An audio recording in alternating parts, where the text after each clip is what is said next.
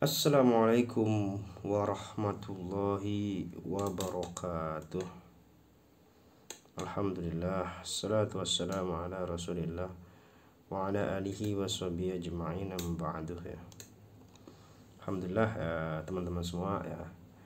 Jadi ini juga perlu disampaikan menurut saya terkait dengan muqaddimah ya, atau persiapan-persiapan ya, atau adab-adab ya ruqyah mandiri di situ.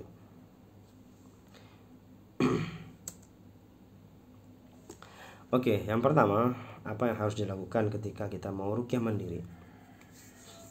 Nah, yang pertama wudhu. Ya, kita harus berwudhu sebelum melakukan ruqyah mandiri. Ya. Untuk apa? Untuk membersihkan, untuk mensucikan jiwa raga kita dan menyiapkan diri kita menghadap Allah Subhanahu wa taala. Kita mau menghadap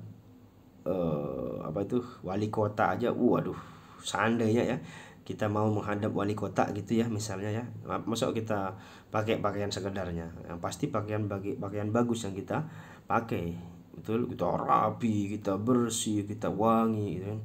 Itu yang kita lakukan itu. Pun sama ketika kita mau menghadap Allah ya kan, kita mau ruqyah mandiri, yuk berwudhu lah, minimal itu minim sekali. Lalu yang kedua, lakukan muqaddimah ruqyah. Apa itu? Ruqyah itu ya sama seperti kita berdoa. Jadi baca ta'awudz ya kan? Lalu kita bersolawat ya kan? Lalu kita baca istighfar, basmalah, mengangkat tangan ya kan? Dan menghadap kiblat. Itu muqaddimahnya ya. Jadi sama seperti adab-adab kita berdoa teman-teman semua. Yang selanjutnya lakukanlah sholat mutlak, sholat sunnah. Jadi sholat sunnah 2 rakaat di situ. Jadi untuk meraih izin dan ridhonya dengan menyembah Allah Subhanahu wa taala. Jadi ini afdolnya. Sebelum ruqyah mandiri, yuk kita sholat dulu. Ya sholat hajat boleh ya, sholat intinya sholat sunnah mutlak lah ya, sholat sunnah. Niatnya gimana? Ya udah tinggal niat aja, ya Allah saya niat sholat sunnah ya. Ya moga-moga dengan sholat sunnah itu Allah ridho ya kan. Ya. Dengan kesembuhan kita itu Allah ridho, sifatnya turun ya. Allah ridho, Allah turunkan sifat di situ. Ya, Allah turunkan kesembuhannya di situ. Ya. Terus yang selanjutnya ya, ini juga jarang ya biasanya dipakai sama teman-teman ya. Padahal ini luar biasa ya. Ini luar biasa ya. Salat mutlak dulu. Dahsyat sekali. Makanya yang selama ini ya yang ruqyah mandiri cuman sekedar ruqyah doang ya kan, atau mungkin sudah punya wudhu doang, coba lakukan muqaddimah ini. Ya moga-moga nanti hasilnya lebih dahsyat ya. Oke, yang selanjutnya ya kosongkan diri ya. Ya, kosongkan diri. Jadi kita harus sepenuhnya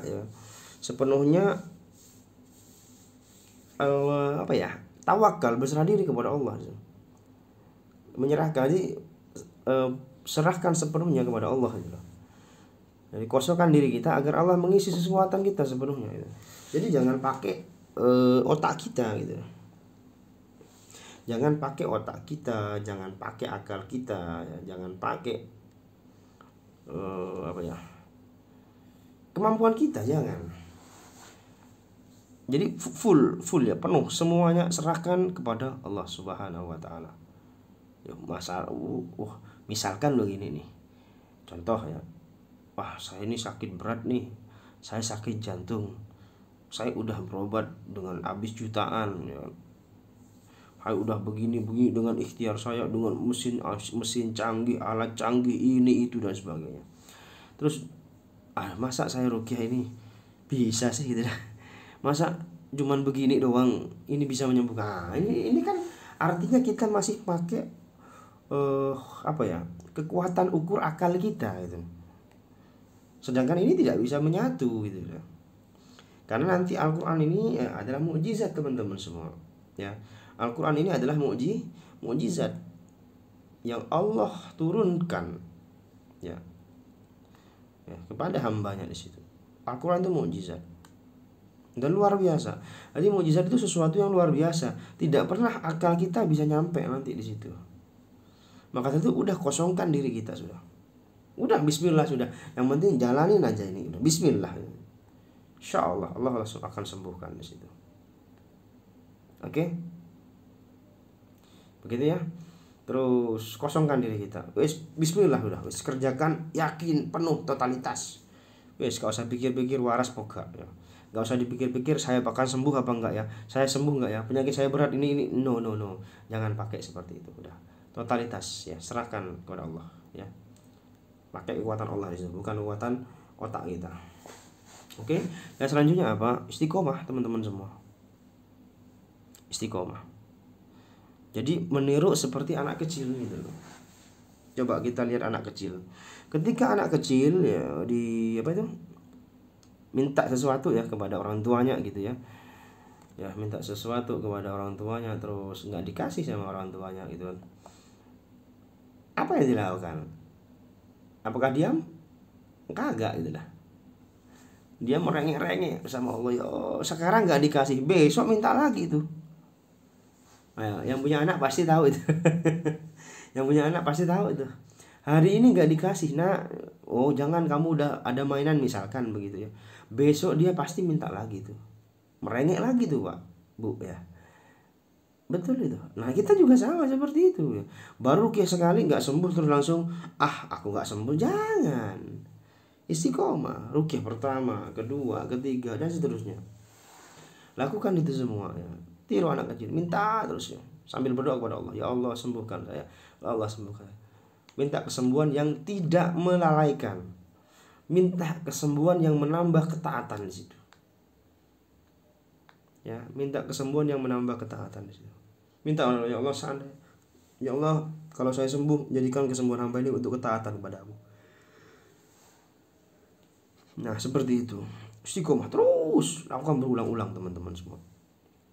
Ya, nah bisa juga panjenengan memakai waktu mustajabah untuk berdoa. Ya, ini cuma strategi saja ya. Oh misalkan ketika saat turun hujan. Ya, berarti waktu mustajab ini bisa kita manfaatkan di situ. Ini saat turun hujan, dengan saat safar atau setelah sedekah. Ya, setelah kita bersedekah atau setelah kita berwakaf gitu ya, bisa minta kepada Allah. Ya. Terus saat puasa, saat sahur, saat buka dan sepanjang waktu puasa.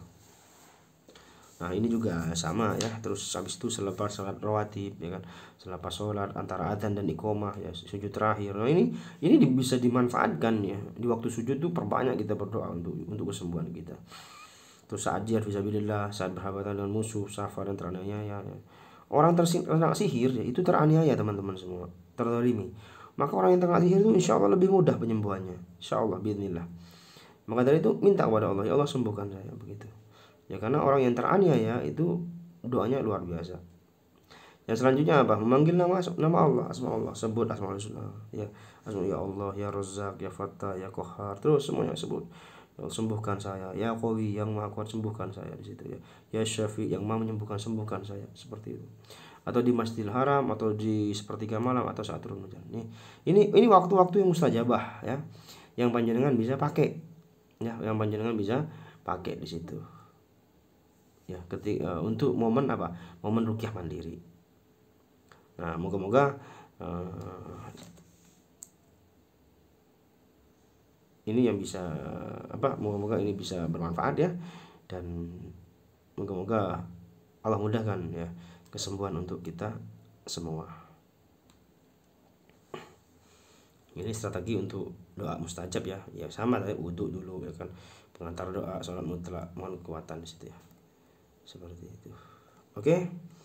Mungkin itu yang bisa kita sampaikan ya teman-teman semua.